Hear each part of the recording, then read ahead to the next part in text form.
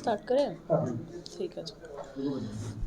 তো আজকে আপনাকে জানানো হচ্ছে কি গত 18 তারিখ এই মাসের 18 তারিখে বারাসাত টিমকে সোর্স মারফতে একটা ইনফরমেশন এসেছিল কি বারাসাতের শিমুলতলা আন্ডার কিছু লোকের মধ্যে ড্রাগস এক্সচেঞ্জ হবে বলে।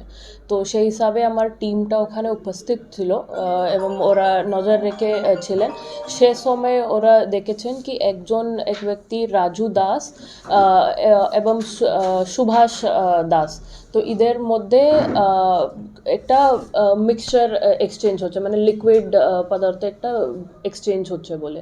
তো ওদেরকে সঙ্গে সঙ্গে ধরে জিজ্ঞাসাবাদ করে এরা জেনেছেন কি এটা ড্রাগস এক্সচেঞ্জ হচ্ছিল, মানে এরা নিজেদের মধ্যে ট্রেড করছিল বলে।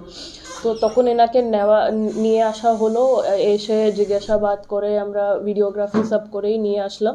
তারপরে ইন্টারোগেশন মধ্যে জানা গেল কি এই ব্যক্তি রাজু দাস বলে যে আছে, এ মানে রাত্রির সময় বারাসাত এলাকায় ঘুরে বেড়ায়।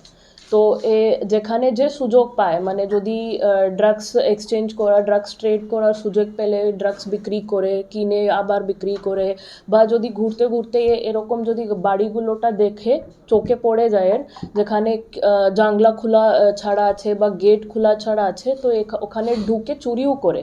এরকম নয় কি বেশি মানে দরজা ভেঙে ঢুকে বড় বড় চুরি করে, কিন্তু যেখানে সুযোগ পেয়ে, মানে দেখতেই যে চোখে পড়ে কি জানলা খোলা আছে কেউ নেই বা তালা মেরা আছে, গেট খোলা ছেড়ে গেছেন কেউ, তো ওখানে ঢুকে হাতে যে কিছু পায় ওরকম চুরিও করে এবং ওই টাকাতে আবার ড্রাগস কিনে বিক্রি করে, এরকমের ইউজুয়াল হ্যাবিট আছে।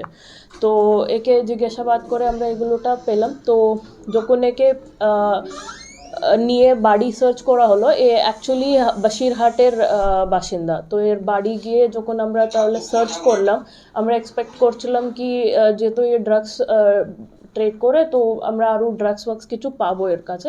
কিন্তু what we found was several electronic devices. তো একে যখন জিজ্ঞাসাবাদ করা হলো কি এত মোবাইল ফোনগুলো কেন আছে বা ল্যাপটপ কেন আছে, তো এ বললো কি এটাই তো আমি ঘুরে বাড়িগুলোতে আমি চুরি করে, মানে যে হাতে পায়ে জানলা থেকে বা গেট থেকে সামনে থেকে এগুলো আমি তুলে নিয়ে আসি। তো সেরকমের কাছ থেকে 3টে ল্যাপটপ, ভালো ল্যাপটপ এবং 4টে মোবাইল ফোন আর কিছু সোনা গয়নাগুলোটাও রিকভার হয়েছে। যেমন আপনি দেখলেন একটা চেন এবং শাঁখা এইগুলোটাও রিকভারি হয়েছে। তো একে আবার জিজ্ঞাসা ফার্দার ইনকোয়ারি করে আমরা জানলাম কি এদের একটা টিম মতনও ছিল, যে চুরি করে কাকে দেয়, মানে এবং কোথায় বিক্রি করে, ওকে কী রকমে এনক্যাশ করে। তো বললো কি একজন হকার আছে শাহানুর বলে, যে ট্রেন করে আসে যখন বসিরহাটে, তো ওর সাথে এর পরিচয়। তো যে কিছু বারাসাতে চুরি করে ওই শাহানুরকে দিয়ে দেয়। শাহানুর ওইটা গিয়ে আরেকজন দেগঙ্গায় একজন আছে বাপি বলে, ওকে দেয়। বাপি একটা আরেকজন সাথে পরিচয় আছে আরিফ বিল্লা বলে, যে একটা মোবাইল দোকান চলায়, মোবাইল শপ আছে। তো ওই ইলেকট্রনিক্স জিনিসগুলোটা ও কিনে আরেকজন আছে বসিরহাটে বর্ডার পাশে মুস্তাফা বলে একজন। তো ওই ব্যক্তির ডিটেলসটাই বললো কি ও আরিফ বিল্লা যার মোবাইল শপ আছে মুস্তাফাকে দেয়। মুস্তাফা ওইগুলোটাকে বর্ডার পার করিয়ে দেয়, গোজাডাঙ্গা দিয়ে বর্ডার পার করায়, তো ওইগুলো বাংলাদেশ চলে যায় ইলেকট্রনিক ডিভাইসেস। তো এরকম আমরা পুরো কানেকশন পেলাম। ইনসিডেন্টালি এরকম হলো কি যার ডিটেলসটা দিয়েছে ওদেরকে আমার টিম কিছুদিন আগেই ধরেছিল।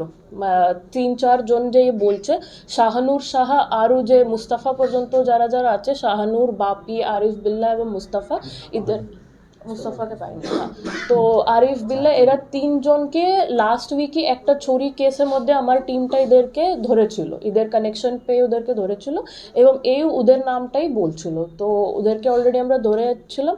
এই 2জন ছিল বাইরে যারা ড্রাগস ট্রেডও করে, এদের উপরে অলরেডি ড্রাগস কেসেস আছে, এনডিপিএস কেস খেয়েছেন এরা। তো উই স দিস হিস্ট্রি। তো ওদেরকেও আমরা আবার যে আমাদের কাছে চুরি কেসেসগুলো আছে, এদের মধ্যে ল্যাপটপ এবং মোবাইল ফোনের চুরি কেসেস আমার কাছে হয়েছে, ওদের মধ্যে we will show them arrest. তো ওদেরকে পুরো টিমটাকেই মানে ধরা হলো এখানে।